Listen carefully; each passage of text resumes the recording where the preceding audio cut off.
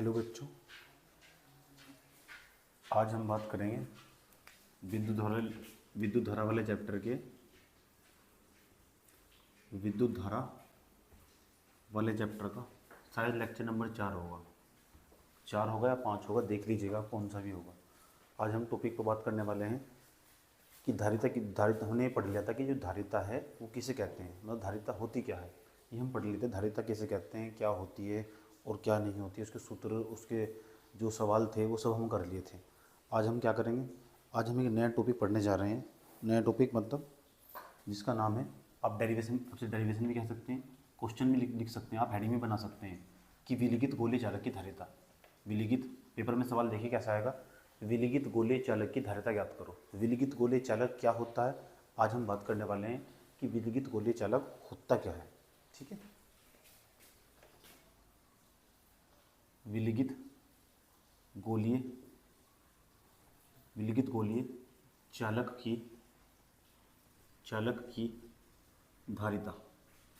Heading बना लो सब बच्चे, विलिखित गोलीय चालक की धारिता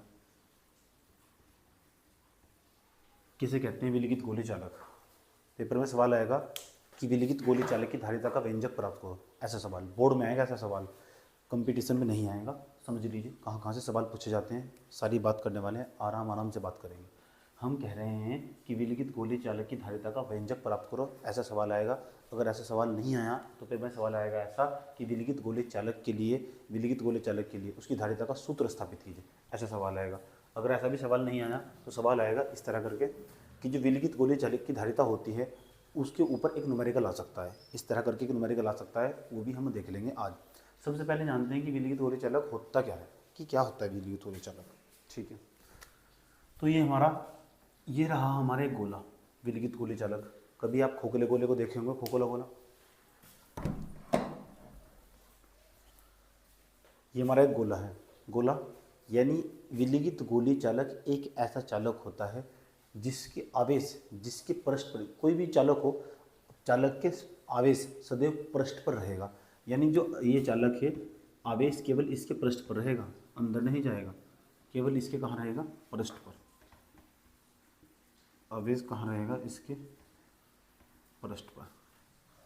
हमने कहा एक विलिखित गोलीय चालक है। विलिखित गोलीय चालक क्या होता है, विलिखित गोलीय चालक यह होता है कि जो आवेश होता है इसके केवल पृष्ठ पर रहता है। जब आवेश इसके पृष्ठ पर रहता है तो जो सारा का सारा आवेश इसके पृष्ठ पर रहता है, जितना भी आवेश इसके पृष्ठ पर आपको दिखाई देगा वो सारा का सारा आवेश इस पृष्ठ पर, जितना भी आवेश होगा उसके द्रव्यमान इसके केंद्र पर केंद्रित रहेगा। यानी किसी विलिखित गोलीय चालक के पृष्ठ पर जितना भी आवेश होता है उसका द्रव्यमान इसके केंद्र पर केंद्रित रहता है। यानी हम इसे ऐसे कह सकते हैं, प्लस से क्यों आवेश जितने भी, क्योंकि आवेश विलिखित गोलीय चालक के अंदर आवेश यहाँ नहीं होगा। विलिखित गोलीय चालक के आवेश विलिखित गोलीय चालक के केवल पृष्ठ पर होगा। कहाँ होगा, पृष्ठ पर।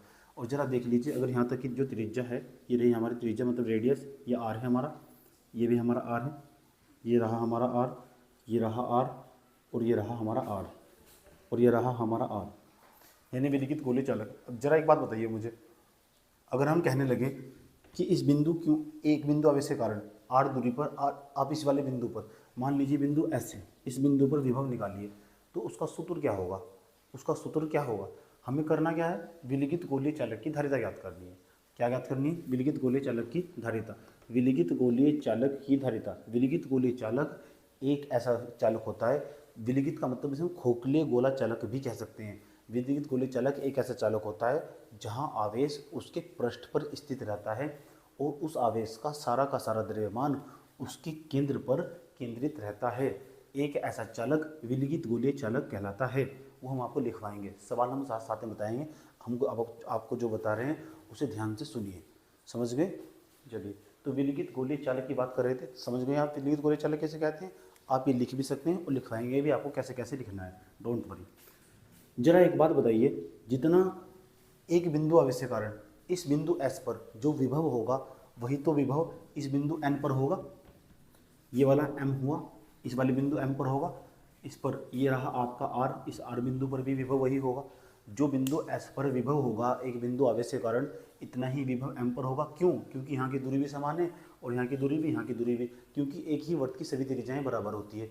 यही तो 9th क्लास का प्रमेय है कि एक ही वर्त में जितनी भी त्रिज्याएं होती है सबकी बराबर होती है। तो यहाँ इस एक बिंदु आवेश के कारण इस बिंदु पर जो विभव होगा इतना ही इस बिंदु आवेश के कारण इस पर विभव होगा। यानी हम ऐसे कह सकते हैं यह एक ऐसा पृष्ठ है जो विलगित गोलीय चालक है ना, ये समविभव पृष्ठ की तरह कार्य करता है। किसकी तरह कार्य करता है?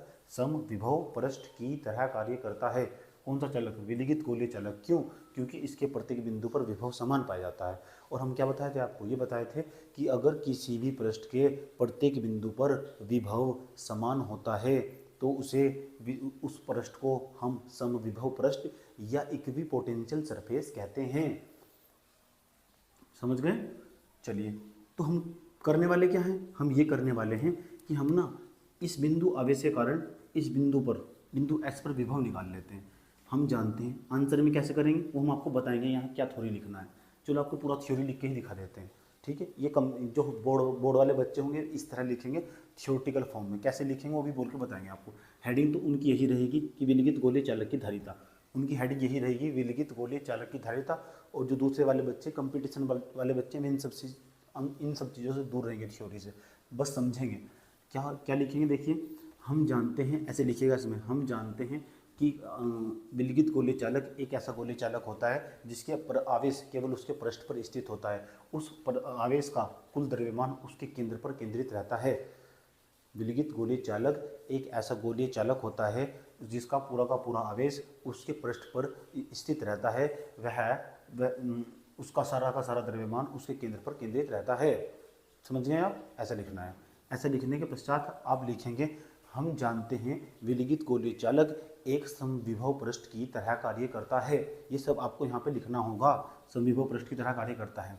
जब समविभव पृष्ठ की तरह कार्य करता है तो आप इसके बाद लिखेंगे वी नो दैट।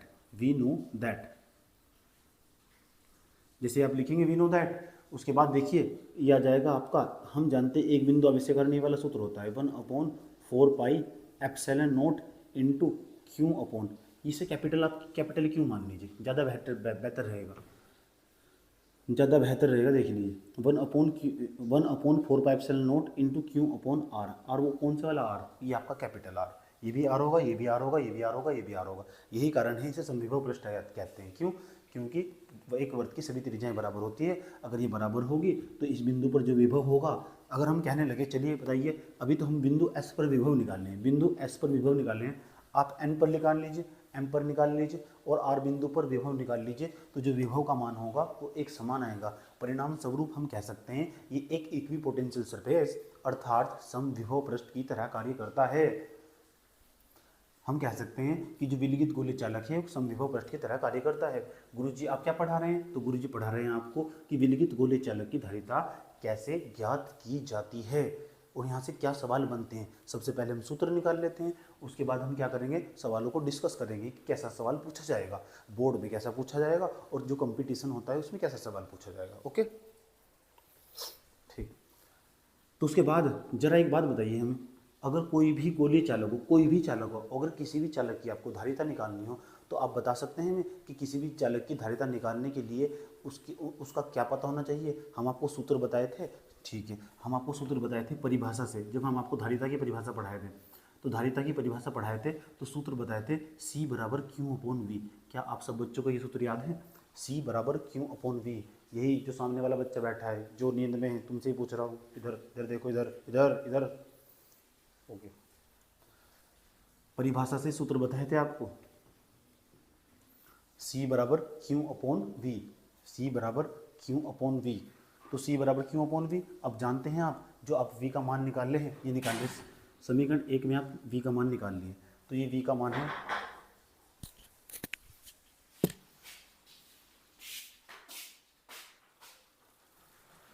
तो परिभाषा से आपको सूत्र बताए थे C बराबर क्यू अपॉन वी। तो C बराबर क्यू अपॉन वी, जरा एक काम करिए आप, ये जो आप V का मान निकाल रहे हैं इसको यहाँ पे पुट कर दीजिए। तो C बराबर आपका फॉर्मूला कुछ ऐसा दिखाई देगा, C बराबर क्यू अपॉन V का वैल्यू बताइए कितना है, 1/4 pi epsilon naught into Q upon R। जरा आप क्यू से कैंसिल कर दीजिए। उसके बाद क्या करेंगे, इसको ऊपर लेके जाएंगे तो ऐसा दिखाई देगा C बराबर 4 पाई एप्सिलॉन नॉट अपॉन ये है आपका R। तो सी बराबर 4πε0/r, ये आपका फॉर्मूला आया। लेकिन इसको ना न्यूमेरिकल सोल्व करने के लिए हम इसको इजी यानी सरल बनाने की कोशिश करते हैं। ऐसा क्यों करते हैं?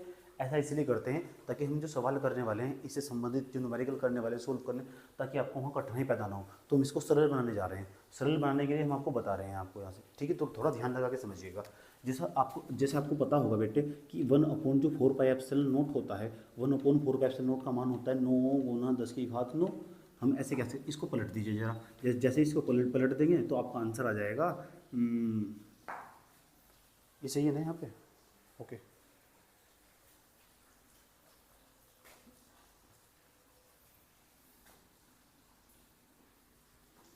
ये भी ऊपर जाएगा, ये ऐसा ऐसा दिखा देगा। और तो जैसे इसका मान निकाल लेंगे तो दिखा देगा आपको। इसका मान निकालिए 4πε0/1, इसको उल्टा कर देंगे तो कितना जाएगा, क्योंकि जिसके अपोन में कुछ नहीं उसके अपोन में 1, इसको पलट देंगे जैसे इसको पलटा तो आ जाएगा 9 × 10⁻9।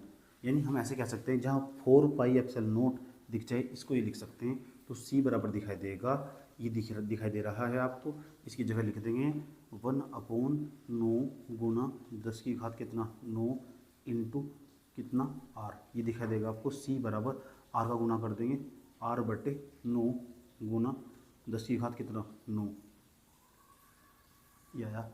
सी बराबर 9 × 10⁻9, ये आपको फॉर्मूला याद रखना है कि सी बराबर r/9 × 10⁻9। इसका क्या मतलब है? इसका मतलब है अगर किसी भी गोलीय चालक, कोई भी गोलीय चालक हो, अगर आपको उसकी त्रिज्या पता हो तो आप उसकी धारिता निकाल सकते हैं। अब मैं आपसे कुछ बातें करना चाहता हूँ, जरा एक बात बताइए। अगर किसी गोलीय चालक की त्रिज्या बहुत बड़ी होगी, अगर किसी गोलीय चालक की त्रिज्या बहुत बड़ी होगी तो उसकी धारिता पर क्या प्रभाव होगा? तो उसकी धारिता भी क्या होगी? बड़ी होगी।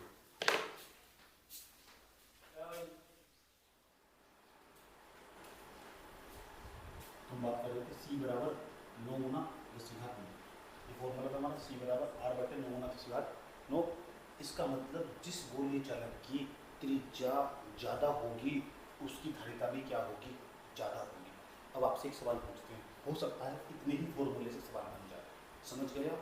जो कंपटीशन होता है, कंपटीशन में किसी भी फॉर्मूले से सवाल बनाया जा सकता है, समझे? इसे अब छोटा सा सवाल पूछते हैं। आपके सामने एक गोलीय चालक ये रहा, आपके सामने एक गोलीय चालक ये रहा, तो जरा बताइए, दो गोलीय चालक हमारे पास मौजूद है। इसकी त्रिज्या है आपकी 4 मीटर, इसकी त्रिज्या है 6 मीटर। बहुत सिंपल सवाल। जरा बताइए दोनों में से कौन से गोलीय चालक की धारिता ज़्यादा होगी? तो स्वाभाविक सी बात है, हमने आपको बताया कि जिसकी त्रिज्या ज़्यादा होगी उसकी धारिता भी क्या होगी? ज़्यादा होगी। अब देखिए त्रिज्या किसकी ज़्यादा है? 6 मीटर वाले गोलीय चालक की, तो इसकी धारिता भी क्या होगी? ज़्यादा। अब हम आपसे सवाल पूछना चाहते हैं, जरा बताइए कि चंद्रमा की धारिता ज़्यादा होगी या फिर पृथ्वी की धारिता ज़्यादा होगी? अब आपको इस सवाल बताना है कि चंद्रमा की धारिता कितनी होगी? चंद्रमा की धारिता ज़्यादा होगी, पृथ्वी की धारिता ज़्यादा होगी। स्वाभाविक सी बात है, अगर पृथ्वी और चंद्रमा दोनों को गोल मान लिया जाए, यानी एक विलगित गोलीय चालक की तरह व्यवहार करेगा। जब विलगित गोलीय चालक की तरह व्यवहार करेगा, चंद्रमा का आकार छोटा होगा और पृथ्वी का आकार बड़ा होगा। इसका मतलब जो पृथ्वी की धारिता होगी वो ज़्यादा होगी। ऐसा क्यों होगा? क्यों? क्योंकि उसकी त्रिज्या क्या होगी? ज़्यादा। और जिसकी त्रिज्या ज़्यादा उसकी धारिता क्या होगी? ज़्यादा। ज़्यादा त्रिज्या ज़्यादा धारिता, समझे? अगर त्रिज्या ज़्यादा होगी तो धारिता भी क्या होगी? ज़्यादा। निर्भर करता है कि उसकी त्रिज्या कितनी है, यानी बिना त्रिज्या के आप धारिता विलगित गोलीय चालक की नहीं निकाल सकते हैं। यस और नो, इतना बात बताओ। विलगित मतलब विलगित गोलीय चालक, यस और नो। तो विलगित गोलीय चालक की इसे बोलते हैं आइसोलेटेड स्फीयर। आइसोलेटेड स्फीयर बोलते हैं इसको। स्फीयर मतलब गोला। आइसोलेटेड का मतलब क्या होता है? एक विलगित गोलीय चालक, उसकी क्या निकालनी है? कैपेसिटेंस निकालनी है, धारिता निकालनी है, जो निकाल ली सी बराबर r/9 × 10⁻9। अब आपको जो बताने वाले हैं, जरा इसको तो आप ब्रैकेट में बंद कर लीजिएगा, इसको तो ब्रैकेट में बंद कर लीजिएगा। ब्रैकेट में बंद करने के बाद अब हम आपको जो बताने वाले हैं जरा उसको ध्यान से समझिएगा और बहुत ध्यानपूर्वक उसको यहाँ तक सब अच्छा नोट कर लीजिएगा। अपनी फिर कॉपी में नोट कर लीजिएगा यहाँ तक, जो आप नोट्स बनाने अनिवार्य है, उसके बिना आप कुछ नहीं कर सकते। तो सी बराबर r/9 × कितना? 10⁻9। तो सी बराबर r/9 × 10⁻9। ठीक, यहाँ तक फॉर्मूले नोट कर लीजिए। इतना करने के बाद जरा आपने एक बार ये सुना होगा कि जो है एक्सेल नोट का मात्रक बता दीजिए। हम आपको नोट में हम आपको कुछ बताने वाले हैं, जरा आप हमें बता दीजिए कि एक्सेल नोट का मात्रक क्या होता है। एक्सेल नोट का मात्रक जब हम आपको पढ़ाए थे पहला चैप्टर कूलॉम का नियम पढ़ाए थे, तो वहाँ पढ़ाए थे कि एक्सेल नोट का मात्रक क्या होता है, निर्वात की विद्युतशीलता का मात्रक क्या होता है। तो आपको बताए थे कि एक कूलॉम स्क्वायर बटे newton metre square, coulomb square बटे न्यूटन मीटर स्क्वायर, जो कि इस वाले फॉर्मूले से निकल के आया था 1/4। ये देखिए हमारा बल का सूत्र था, कूलॉम बल का सूत्र था 1/4 pi epsilon naught into Q1 into Q2 Q1 into Q2 upon R square. ये वाला फॉर्मूला हम लगाए थे। उसके बाद इसको नीचे ले जाइएगा, इसको नीचे ले जाइएगा, तो उसके बाद यहाँ से आप निकाल लेंगे एप्सिलॉन नोट का मात्रक आ जाएगा 1/4 पाई, उसके बाद एफ यहाँ जाएगा इंटू Q1 इंटू कितना Q2 अपॉन में कितना आ जाएगा आपका आर स्क्वायर। ये आपका एप्सिलॉन नोट है। उसके बाद Q1 का मान रखेंगे कूलॉम इंटू में कितना कूलॉम, बल का मात्रक क्या होता है, बल का मात्रक होता है न्यूटन, इसका मात्रक होता है मीटर स्क्वायर। तो ये आपका जाएगा एप्सिलॉन नोट का मात्रक कूलॉम स्क्वायर बटे न्यूटन मीटर स्क्वायर। हम आपसे ये नहीं पूछ रहे कि एप्सिलॉन नोट का मात्रक क्या होता है, हम आपसे एप्सिलॉन नोट का दूसरा मात्रक पूछ रहे हैं कि एप्सिलॉन नोट का दूसरा मात्रक, जो हम आपको पहले वाले चैप्टर में जब पढ़ाते वक्त लिखवाए थे कि इसका दूसरा मात्रक फेरेड प्रति मीटर होता है। फेरेड प्रति मीटर, ऐसा क्यों बोले थे, आइए आपको बताते हैं ऐसा हम क्यों बोले थे। फेरेड मीटर होता है, फेरेड metre.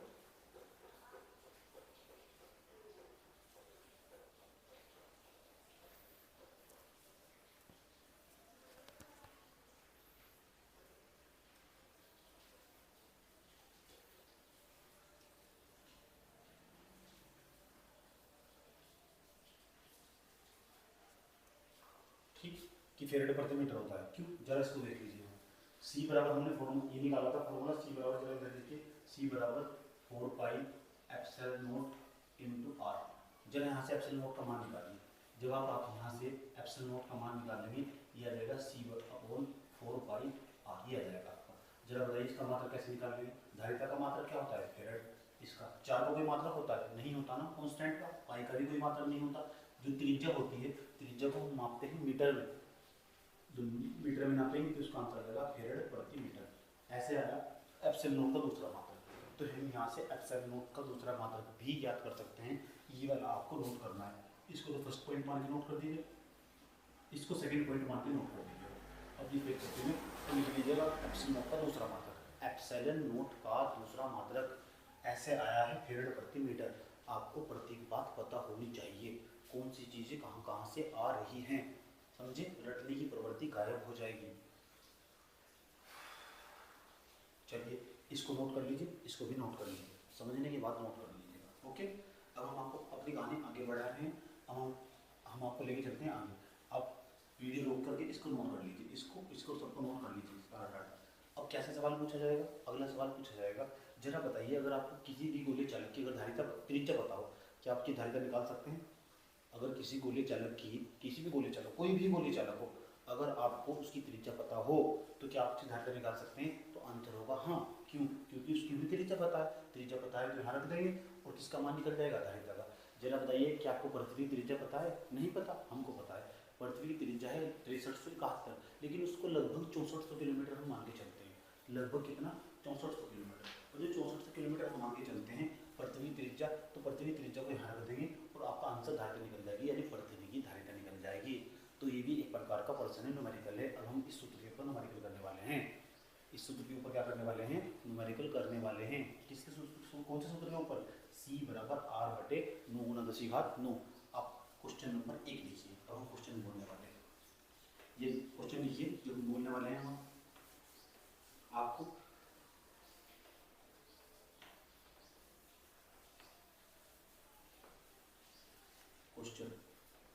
Question number first numerical, यदि पृथ्वी की त्रिज्या 6400 किलोमीटर, यस ये हकीकत है, पृथ्वी की त्रिज्या 6400 किलोमीटर है, तो पृथ्वी की धारिता कितनी होगी, पृथ्वी की धारिता कितनी होगी। चाहे चंद्रमा की निकाल लीजिए अगर आपको उसकी त्रिज्या पता है, चाहे बृहस्पति ग्रह की निकाल लीजिए, लेकिन गोले चालक होना चाहिए, ठीक। धारिता कितनी होगी, कितनी होगी। क्वेश्चन का उत्तर कैसे करेंगे, आइए देख लेते कैसे करेंगे। पृथ्वी बना लेते हैं। जब पृथ्वी बना लेंगे तो यहाँ से लेकर यहाँ तक किसकी त्रिज्या जाएगी, त्रिज्या जाएगी 6400 किलोमीटर। जब 6400 किलोमीटर त्रिज्या आ जाएगी तो हम ऐसे कह सकते हैं, सबसे पहले लिखेंगे दिया है, जब लिख देंगे आप दिया है तो उसके बाद आर का वैल्यू निकाल लेंगे। आर का वैल्यू कितना है 6400 किलोमीटर, कितना है 6400 किलोमीटर। उसके बाद ये सी बराबर सूत्र होता है आर अपॉन 9 गुना 10 की घात कितना 9। उसके बाद सी बराबर आर का वैल्यू कितना है 6400 अपॉन 9 गुना 10 की घात कितना 9, यह आ जाएगा सी बराबर 6400 अपॉन 9, ऊपर चला जाएगा 10 की घात माइनस के 9, इसको डिवाइड कर देंगे 7.11, कुछ ऐसा दिखाई देगा 7 9 7 63, किधर चला जाएगा इधर 7 एकम 7 7 एकम 7 1 3 2, कुछ ऐसा दिखाई देगा। 3 अंक पर पॉइंट चलाइएगा 10 की घात माइनस के 9, 3 अंक बाद पॉइंट इसको साइड ले जाएंगे तो वहाँ 6 आ जाएगा, ये जाएगा 711.33, कुछ ऐसा दिखाई देगा 10 की घात माइनस के 6, इसको कर देंगे तो ऐसा जाएगा सी बराबर 711 माइक्रोफेराड। माइक्रोफेराड क्यों लिखा, क्योंकि एक फेराड में 10 की घात माइनस के 6 फेराड होते हैं, एक माइक्रोफेराड में 10 की घात माइनस के 6 फेराड होते हैं। ये एक माइक्रोफेराड की जगह 10 की घात माइनस के 6 लिख सकते हैं और 10 की घात माइनस के 6 की जगह माइक्रोफेराड भी लिख सकते हैं। एक माइक्रोफेराड हम कह सकते हैं जो पृथ्वी है अगर उसकी त्रिज्या 6400 किलोमीटर है तो उसकी जो धारिता होगी 711 माइक्रोफेराड होगी। ये आपको याद रखना है, डायरेक्ट ये पूछा जा सकता है किसी भी कंपटीशन में, डायरेक्ट पूछेगा ऑब्जेक्टिव टाइप क्वेश्चन में कि पृथ्वी की धारिता कितनी होती है, तो आंसर होगा 711 माइक्रोफेराड। पृथ्वी की त्रिज्या कितनी होती है 6400 किलोमीटर, फॉर्मूला आपको याद ही होगा। इसके अलावा कुछ भी दे और आपसे पूछे उसकी धारिता निकालनी है तो आप धारिता आराम से निकाल सकते हैं। अगर आपको त्रिज्या दी गई है, अगर आपको उसकी त्रिज्या पता है तो आप धारिता आराम से निकाल सकते हैं इस फॉर्मूले की सहायता से। सी बराबर आर बटे 9 और ये बात आपको याद रखनी होगी, जब तक जितना बड़ा चालक होगा धारिता भी उतनी बड़ी होगी, जितना बड़ा चालक होगा धारिता भी उतनी ही बड़ी होगी। यस और नो, यस और नो, यस, ओके। चलिए नोट कर लीजिए, इस न्यूमेरिकल को नोट कर लीजिए, इसके बाद हम आपको दूसरा न्यूमेरिकल करा देंगे।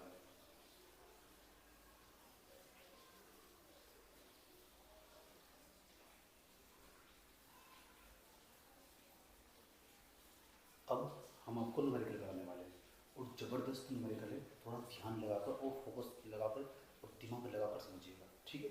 अब हम न्यूमेरिकल लिखवाने वाले हैं, न्यूमेरिकल नेक्स्ट न्यूमेरिकल इन्हीं कॉन्सेप्ट पे बेस्ड होगा। न्यूमेरिकल नंबर 2,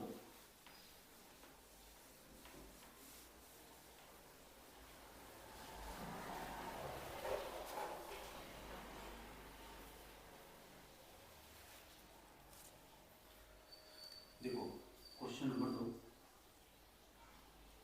2 ये कह रहा है, पहले आपको न्यूमेरिकल बताते हैं कि पारे के ना 27 छोटी छोटी बूंदें, पारे की 27 छोटी छोटी बूंद, ये आपका पारा रहा, 1 बूंद 2 बूंद 3 बूंद 4 5 6, इस तरह करके ऐसी ऐसी छोटी छोटी कितनी बूंदें, इन बूंदों की संख्या है 27 और ये किसकी है पारे की बूंदें।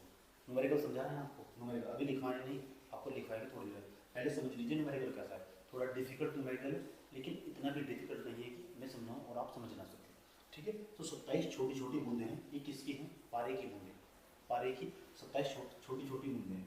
और ये भी कहा गया है कि जो एक बूंद है, क्या है एक बूंद पर जो आवेश है, एक बूंद पर क्या है आवेश, एक बूंद पर जो आवेश है वो है आपका 10 वोल्ट, कितने वोल्ट 10 वोल्ट का आवेश है एक बूंद। समझ में आपको क्या कहा गया है, पारे की 27 छोटी छोटी बूंदों को मिलाकर एक बड़ी बूंद बनाई गई है, इन छोटी छोटी बूंदों को मिलाकर बनाई गई है एक बड़ी बूंद। पारे की छोटी छोटी 27 बूंदें हैं, इनको मिलाकर एक बड़ी बूंद बनाई जा रही है। और जो बड़ी बूंद बनाई जा रही है हमको तो इसकी त्रिज्या भी मालूम नहीं है कि इसकी त्रिज्या कितनी है, ये भी नहीं आपको पता, लेकिन ये पता करना है कि जो बड़ी बूंद बनाई जा रही है, कहा गया है कि एक बूंद पर 10 वोल्ट का आवेश है, 10 वोल्ट का, और 27 की 27 बूंदों पर 10 वोल्ट का आवेश होगा। आपको बताना है कि जो बड़े वाली बूंद है उसका विभव कितना होगा, इस पर कितना विभव है 10 वोल्ट का, प्रत्येक बूंद पर 10 वोल्ट का विभव, 10 वोल्ट का विभव है। तो जो बड़े वाली बूंद बनने वाली है उसका विभव कितना होगा, ये हमें ज्ञात करना है। सवाल समझे? दोबारा हम आपको बता रहे हैं।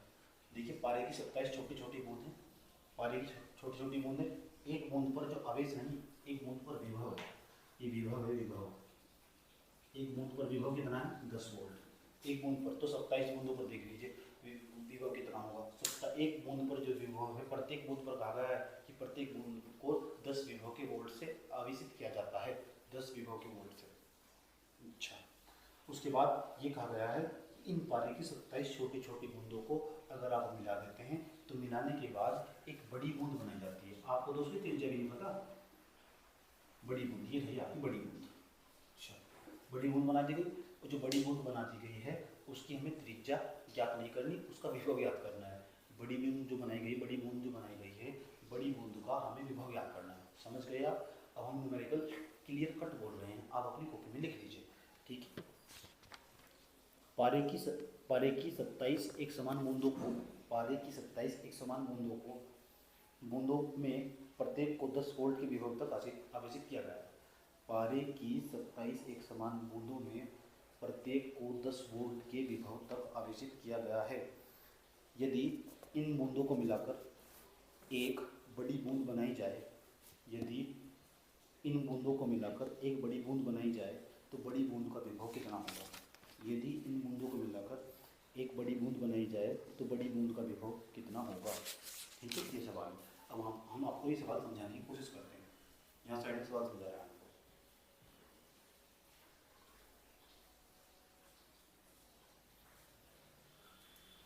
समझे? अब ये सवाल समझ लेते हैं। जरा एक बात बताइए मुझे कि जो है अगर हमें अगर हम आयतन की गुणा घनत्व में कर दें तो क्या निकल जाएगा। सबसे पहले हम इन 27 बूंदों का द्रव्यमान निकालने वाले हैं। और द्रव्यमान कैसे निकालते हैं?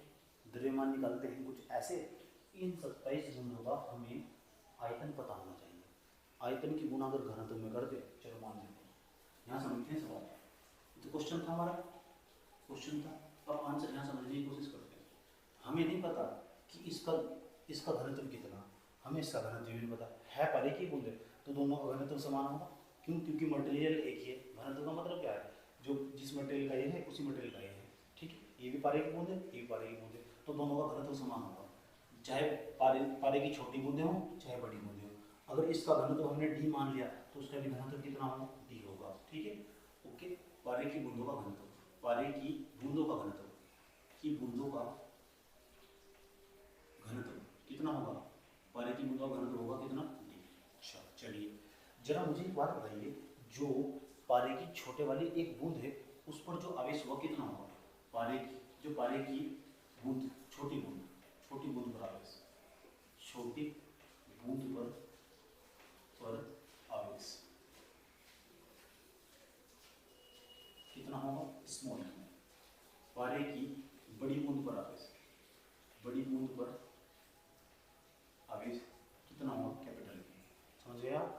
हम कहने लगे कि जो पारे की छोटी बूंद है उस पर आवेश कितना होगा, आवेश छोटे वाले की, और जो बड़ी बूंद है उस पर आवेश कितना होगा, कैपिटल की होगा। ये सर हुआ, समझ गए? उसके बाद चलिए आप जो छोटे वाली बूंद है इसकी त्रिज्या हमें नहीं पता, तो इसकी त्रिज्या मान ली आर। पारे की छोटी बूंद की त्रिज्या, पारे की छोटी बूंद की त्रिज्या बराबर स्मॉल आर। उसके बाद पारे की बड़ी बूंद की त्रिज्या बराबर कैपिटल आर। ये सोच लो, बताओ यहाँ तो कोई प्रॉब्लम?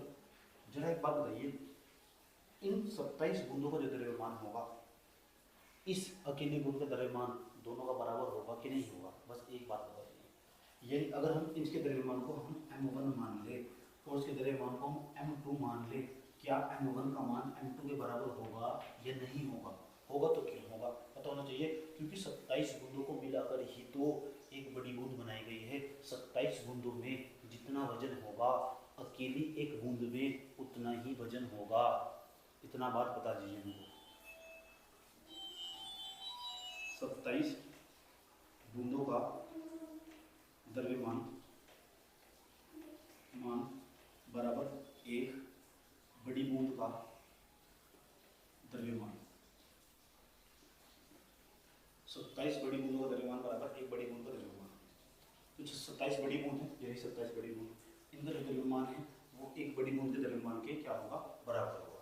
जरा हमें बताइए द्रव्यमान का सूत्र होता है, द्रव्यमान का सूत्र होता है आयतन गुना घनत्व। इसको आयतन गुना घनत्व, घनत्व मतलब घनत्व कितना है इसका, डी। द्रव्यमान का सूत्र होता है आयतन गुना घनत्व, यहाँ पे आयतन गुना घनत्व। और जो V1 है, जरा एक गोली है छोटे वाली, इसकी त्रिज्या बताइए कितनी, स्मॉल आर। तो अगर हमें गोले का आयतन निकालना हो तो गोले का आयतन का सूत्र क्या होता है, 4/3 पाई स्मॉल आर है त्रिज्या, आर की क्यूब, 4/3 पाई आर की क्यूब इंटू ये तो डी ही रहेगा आपका, बराबर चले जाइए इधर। ये बड़े वाली बूंद नहीं है, बड़े वाली बूंद का जो आयतन होगा, गोले का आयतन 10वीं क्लास में नहीं पढ़ते, गोले का आयतन का सूत्र होता है 4/3 इंटू पाई आर की क्यूब इंटू डी। डी से डी कैंसिल हो जाएगा, ये आप जानते हैं। 4 पाई से 4 पाई कैंसिल हो जाएगा, 4 पाई गुण 3 कैंसिल हो जाएगा। आपका आंसर आ जाएगा कितना, जरा बताइए आंसर कितना आ जाएगा।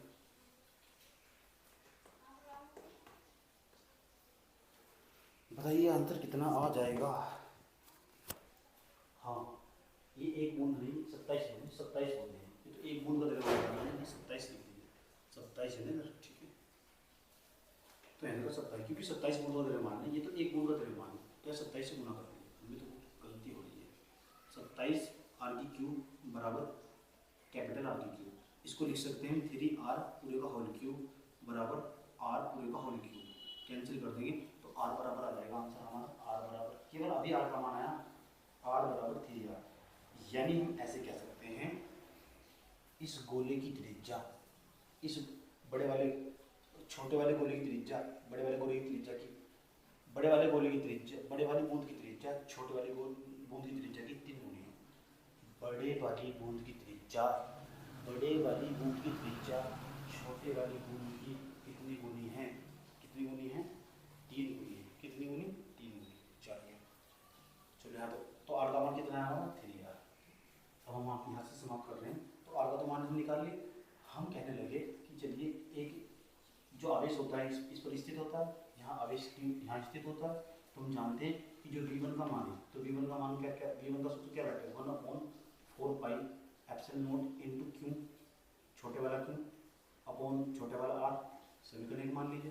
तो V2 बराबर क्या बैठे हैं, 1/4 pi epsilon naught into Q upon R, समीकरण 2 मान लीजिए। इसको ऑन में रख लीजिए, V1 कितना अपॉन V2, V1 का मतलब छोटी बूंद का आवेश, V2 का मतलब बड़ी बूंद का आवेश।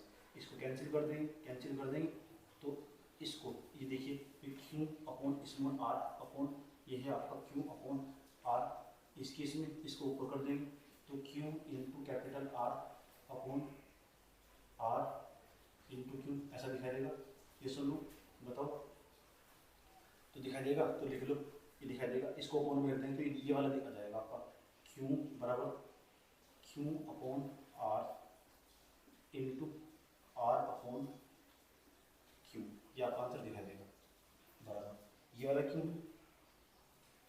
ठीक है, ऐसे लिख सकते हैं इसको Q upon small capital Q into R upon आपका आ जाएगा स्मॉल आर।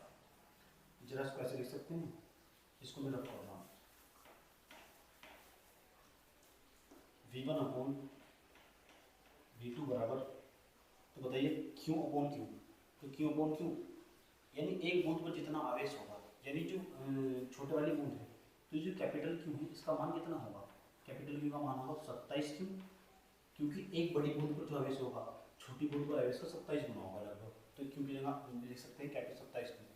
आर का मान हम आपको बताइए कितना है, 3r, चलो रख दीजिए मान, ये तो क्यू सेम रहेगा अपॉन इस कैपिटल क्यू की जगह कितना जाएगा 27 Q, R R R R का मान कितना है 3r, ये कितना है r, इससे कैंसिल हो जाएगा, ये कैंसिल हो जाएगा तो आपका आंसर आ जाएगा, इससे कैंसिल हो जाएगा, इसको कैंसिल कर देंगे 3 और 27 आ जाएगा, 27 हो जाएगा।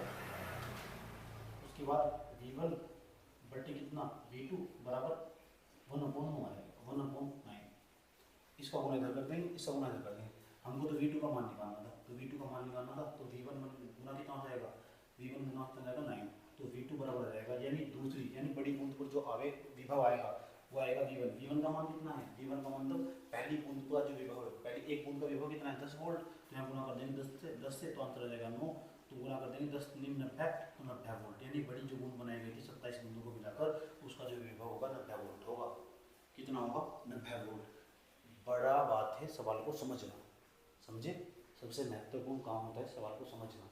कितना लॉन्ग गया, लॉन्ग था, इससे भी ज़्यादा लॉन्ग होता, ठीक, उससे ज़्यादा मैंने तो समझाने में समय लिया। उसके बाद इससे संबंधित जो भी सवाल बन सकते हैं उसमें आपका दिमाग दोगुनी रफ्तार से दौड़ेगा कि ऐसे भी सवाल होते हैं। आपके पास बुक है तो हमारा आपसे सिंसियरली रिक्वेस्ट है, बुक उठाइए, उसके ऑब्जेक्टिव क्वेश्चन, उसके शॉर्ट क्वेश्चन, टॉपिक पढ़ने के बाद उस क्वेश्चन को करने की कोशिश कीजिए। अगर आप बुक नहीं पढ़ेंगे तो तबाह हो जाएंगे, बड़े पेपर में तो नंबर आपका नहीं आने वाला, बोर्ड तो आप क्रैक कर जाएंगे लेकिन बड़े पेपर आप क्वालिफाई नहीं कर पाएंगे। ओके, हम आज के एपिसोड में इतना ही रखते हैं। आप लगभग इसकी जितने भी क्वेश्चन आए होंगे, जब जहाँ तक इस चैप्टर में विद्युत धारा वाले चैप्टर में हमको पढ़ाएंगे उसके सारे क्वेश्चन क्रमवाइज करते चले जाइए। हम साथ साथ बहुत अच्छे तरीके से डिस्कस कर दिए हैं कि ऑब्जेक्टिव क्वेश्चन कहाँ से बनेंगे और सब्जेक्टिव हम साथ साथ बना के चल रहे हैं।